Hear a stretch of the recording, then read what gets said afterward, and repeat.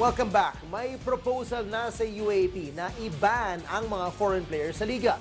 Pagbobotohan pa ang nasabing proposal ng UAP board kung saan hindi na pwede mag-recruit ng foreign players ang mga teams starting sa 2015 season. Isa sa mga dahilan kung bakit may mga gustong ipagbawal na ang mga foreign players sa UAP ay para mabigyan daw ng opportunity na mag-shine ng gusto ang mga magagaling na Filipino players, partikular na siguro mga big man. Dapat nga bang iban ang mga foreign players sa UAP Games?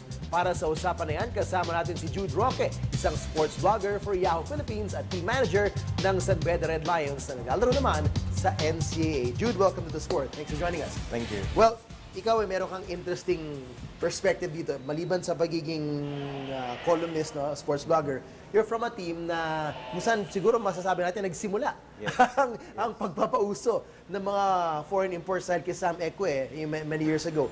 Ano, based on that and through the years kung paano na nauso to, saan ang stand mo ngayon sa pagdagdag ng mga imports sa mga basketball team sa college? Ako, sa palagay ko, dapat i-limit lang sa isa. Okay. Huwag naman totally iban. Kasi medyo bordering on racial discrimination eh. Lalo ngayon, TJ, ang dami-daming mga foreign students ngayon sa bansa natin. No? Mostly from Korea, from Iran.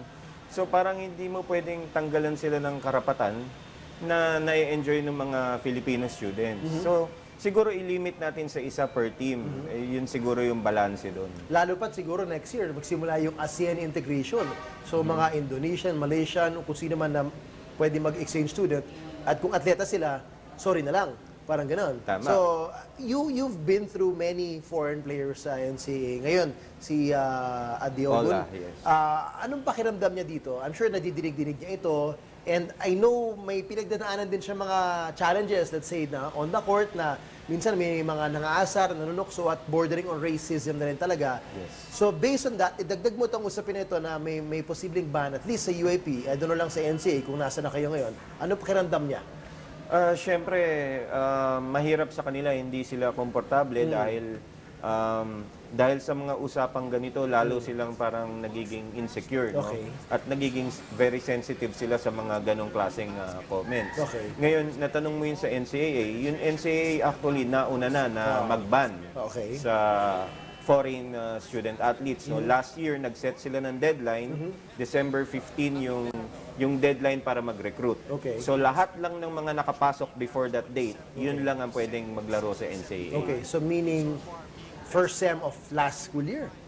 Or this December 15, 2015? the This last, coming December. 2015. Okay, so we'll see what happens there. Pero para sa UAP, ito na nga, the other side naman, may nagsasabing kung kailangan tanggalin dahil daw hindi nagde-develop yung mga big man. Isa na nagsabi niyan is si Doug Kramer, na galing sa UAP, nasa Pro League siya ngayon, at nabanggit na niya na very vocal siya, nasabi niya, una-una, nawawala ng posisyon ang isang local player. Kung dalawa man yung import na yan, dalawang big man yan na galing high school, nawala ng chance maglaro sa lineup.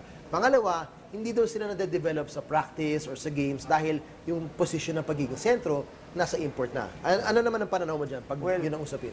Meron pros and cons, no? Meron punto rin si Dog doon, no? Pero sa kabilang banda, sa nakita ko naman, lalong gumaling din yung ibang local players kasi nakakalaban nila, malalaki talaga. No? Nasa-challenge sila. Nasa-challenge sila. Okay. Na, kung dati na si Sam Ekwe pagdating niya, lahat na intimidate, na binabato na lang yung bola pag dumadrive. Ngayon hindi na, matapang na ang mga local players. So, meron ding magandang naidudulot yung merong foreign players. Okay, so you've seen that development para sa nakita mo na dati, sobra silang takot makita nila 6'8", napakalaki, lakas tumalon, alahoy na lang.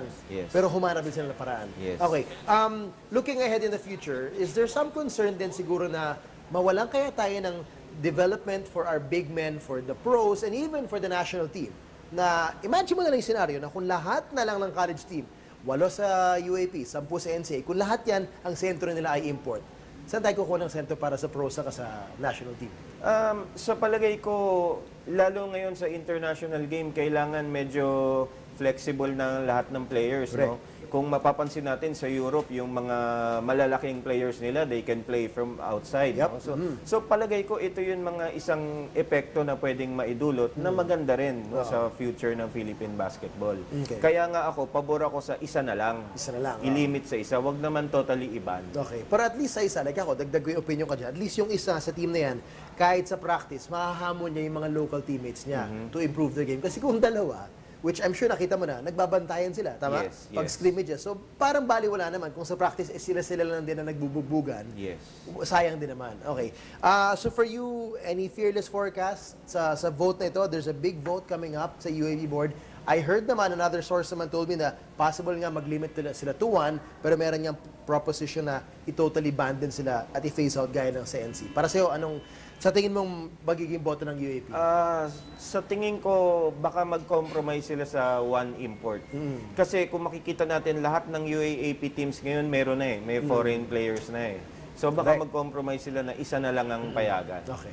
So we'll see. Well, by the way, mind you po hindi lang ito basketball. When they talk about it, it's for all sports. So, matatamaan din yung mga track and field, swimming, volleyball, kung meron man yan, and other sports. So, it's a big deal talaga. So, abangan natin yan, Jude. Maraming salamat for your inputs and thanks for being on The Score.